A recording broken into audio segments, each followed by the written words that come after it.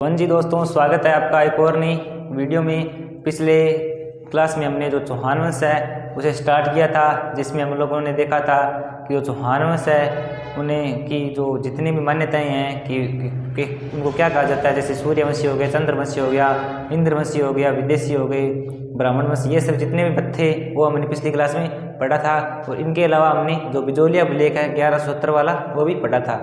आज हम लोग जो चौहान वंश है उनकी जितने भी रियासतें हैं उनके बारे में सामान्य जानकारी लेंगे, और साथ में चौहान वंश है उसके जो संस्थापक थे वासुदेव जी उनके बारे में पढ़ेंगे। तो स्टार्ट करते हैं। सबसे पहले जो चौहान वंश थे, चौहानों के उत्पत्ति स्थल, चौहानों के उत्पत्ति स्थल, चौहानों के उत्पत्ति स्थल। तो जो पहला उत्पत्ति स्थल है वो माना जाता है सपादलक्ष। सपादलक्ष, जो सपादलक्ष है वह चौहानों का उत्पत्ति स्थल माना जाता है। और ये जो सपादलक्ष है वो जो सांबर झील है, सांबर झील के चारों ओर, सांबर झील के चारों ओर को जो क्षेत्र है उसे सपादलक्ष कहा जाता है। तो चौहान वंश का उत्पत्ति स्थल सपादलक्ष माना जाता है। जो सांबर झील के चारों का क्षेत्र है उसे सपादलक्ष कहते हैं। और एक प्रसिद्ध इतिहासकार हुए हैं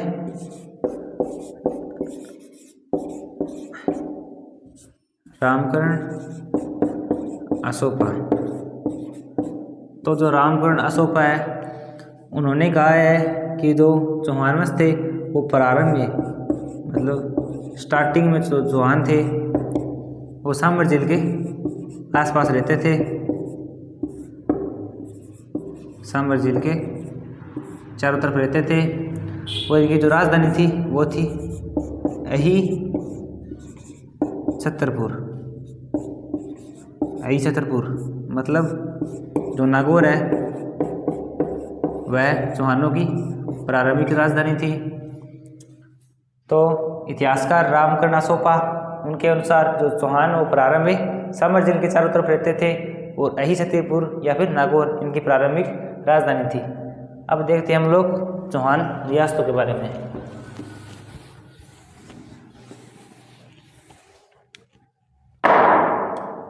तो जो चौहान रियासतें हैं उनके बारे में सबसे पहले तो पहली सबसे बड़ी रियासत मानी जाती है वो है सांबर, या हम इसे अजमेर भी बोल सकते हैं, क्योंकि पहले सांबर था इतना सा, ठीक है। अब जब इसमें अजमेर मिल गया तो इतना बड़ा हो गया। तो ये जो अजमेर है वो सांबर का ही हिस्सा था। पहले इसको यहाँ से कंट्रोल करते थे, लेकिन बाद में इसे अजमेर से कंट्रोल करने लगे क्योंकि ये बड़ा एरिया हो गया था इस कारण। तो सांबर या अजमेर पहली रियासत चौहानों की। दूसरी है रणथंभौर, रणथंभौर। तीसरी है नाडोल जो कहाँ है, पाली में। चौथी है जालोर। फिर है सिरोही। फिर है कोटा और बूंदी, कोटा व बूंदी। तो जो चौहान रियासतें हैं, पहली रियासत है वो है सांबर या अजमेर, फिर रणथंभौर, फिर नाडोल जो पाली में है, फिर जालोर, फिर सिरोही और कोटा और बूंदी। ये है जितनी भी चौहान रियासतें हैं वो सभी ये है। अब आगे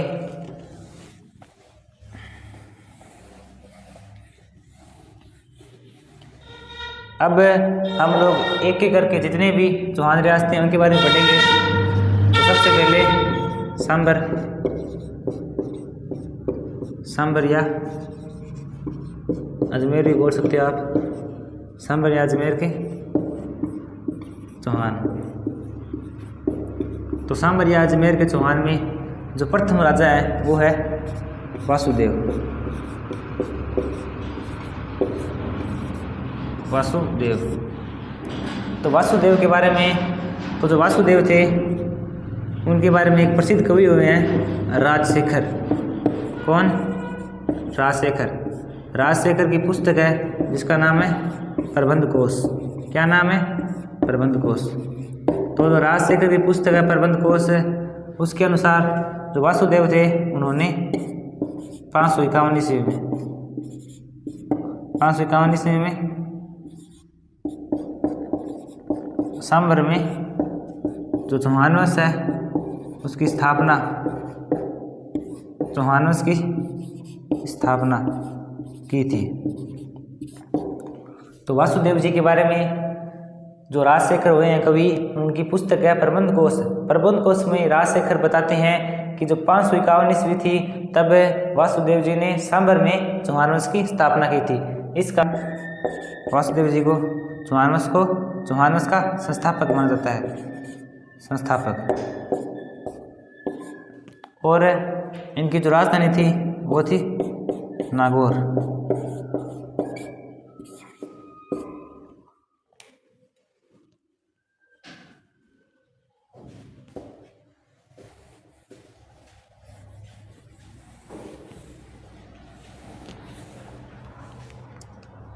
और वासुदेव जी के बारे में तो जो 1170 ईस्वी में बिजोलिया विलेख था,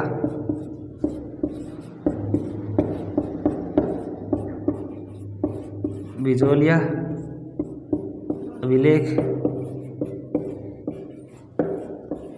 जो बिजोलिया विलेख है वो हो जाता है कि उन्होंने सांबर झील का निर्माण करवाया, सांबर झील का निर्माण करवाया। तो जो वासुदेव जी है उनके बारे में सबसे पहली जानकारी हमें जो राजशेखर है उनकी पुस्तक है प्रबंध कोश। प्रबंध कोश से हमें वासुदेव जी के बारे में सबसे पहली जानकारी मिलती है कि उन्होंने 551 ईस्वी के अंदर जो सांब राज्य है वहाँ पे चौहान वंश की स्थापना की। फिर जो 1170 में बिजोलिया विलेख था उसके अंदर ये लिखा गया है कि जो सांबर झील है उसका निर्माण वासुदेव ने करवाया था। इनके बारे में इतना ही। अब पढ़ते हैं अगले राजा।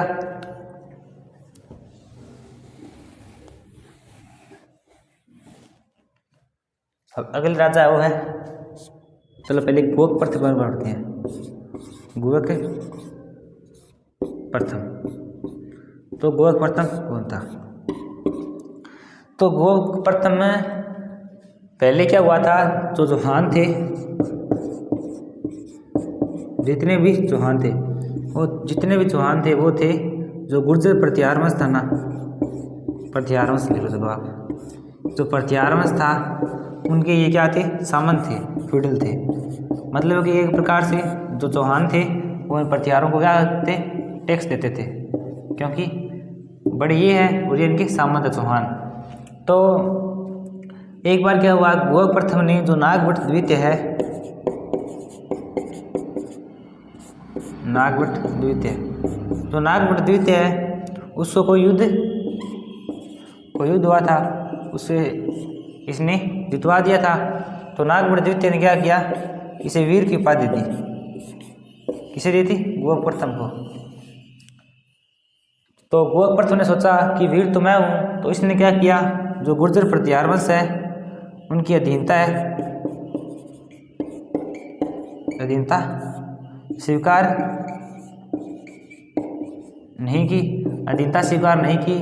तो इस प्रकार जो गोक प्रथम है वो प्रथम स्वतंत्र चौहान शासक बन गया, प्रथम स्वतंत्र चौहान राजा। यह शासक कौन था? तो गोक प्रथम था। यह क्वेश्चन बहुत बार आया हुआ है कि जो गोक प्रथम स्वतंत्र चौहान राजा कौन था? तो जो गोक प्रथम है वो प्रथम स्वतंत्र चौहान राजा था। और इसने गोक प्रथम ने क्या किया था, जो हर्षनाथ मंदिर है, जो हर्षनाथ मंदिर है उसका निर्माण करवाया। और जो हर्षनाथ जी है वो इनके चौहानों के इष्ट देव है। तो गोक प्रथम के बारे में क्या है कि जो पहले चौहान वंश थे वो जो प्रत्याहार वंश उनके सामंत थे। तो इस प्रकार जो चौहान थे वो प्रत्याहारों को टैक्स देते। तो एक बार क्या हुआ, जो गोक प्रथम था उसने नागभट्ट द्वितीय को युद्ध विजय करवा दिया। युद्ध विजय करवाया तो नागभट्ट द्वितीय ने इसे वीर की उपाधि दी। जब इसे वीर की उपाधि मिली तब गुहक प्रथम ने सोचा कि वीर तो मैं हूँ, तो इसने क्या किया, जो प्रतिहारवंश है उनकी अधीनता स्वीकार नहीं की और इस प्रकार ये प्रथम स्वतंत्र चौहान राजा बन गया। जब ये प्रथम स्वतंत्र चौहान राजा बना तो इनके जो इष्ट देव है हर्षनाथ जी, उनका इसने मंदिर बनवाया। तो अगले राजा हैं चंद्रराज। अगले राजा कौन है, चंद्रराज। तो चंद्रराज के बारे में तो कुछ नहीं है, लेकिन इनकी जो रानी थी आत्मप्रभा, क्या नाम है, आत्मप्रभा या फिर रुद्राणी भी बोल सकते हो। जो आत्मप्रभा या रुद्राणी थी वो क्या करते थे, जो पुष्कर झील है, जो पुष्कर है वहाँ पे हमेशा रोजाना 1000 दीपक जलाते थे और भगवान शिव की आराधना करते थे। भगवान शिव की आराधना करते थे। और जो आत्मप्रभा या रुद्राणी है वो जो योग क्रिया है उसमें ये निपुण थे।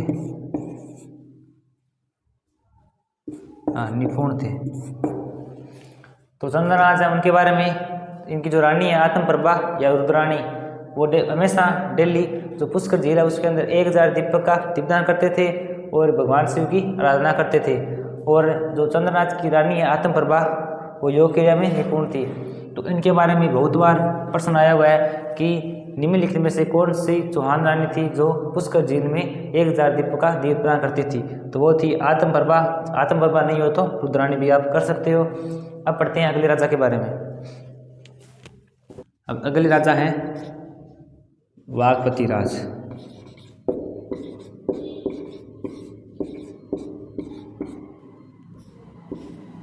वागपति राज, तो वागपति राज के बारे में कहा जाता है कि ये 108 युद्ध के विजेता थे। इन्होंने 108 युद्ध जीते थे, ऐसा वागपति राज के बारे में कहा जाता है। और दूसरा, इनका जो पुत्र बारे में, जो इनका पुत्र था लक्ष्मण राज, इनके पुत्र का नाम क्या है, लक्ष्मण राज। तो हुआ क्या था कि इनके एरिया जो मतलब इनका जो रियासत है, उनके कोई सेठ इनके पास आए और उन्होंने इनको कहा कि हमारे एरिया के अंदर जो चोर लुटेरे हैं वो बढ़ गए हैं, तो आप हमारी सहायता कीजिए। तो राजा ने क्या किया, अपना जो पुत्र था लक्ष्मण राज, उनको उनके साथ भेज दिया। कहाँ भेज दिया, नाडोल पाली में, नाडोल पाली। तो नाडोल पाली के जो जितने भी चौहान हुए हैं वो सभी लक्ष्मण राज के ही वंशज है। मतलब कि एक प्रकार से नाडोल पाली के अंदर चौहान वंश को स्थापित करने का श्रेय अगर किसी को चाहता है वो है लक्ष्मण राज सिंह। तो वागपति राज के बारे में कहा जाता है कि 108 युद्ध के विजेता थे। इनका पुत्र था लक्ष्मण राज सिंह, उसने नाडोल पाली में चौहान वंश की स्थापना की। अब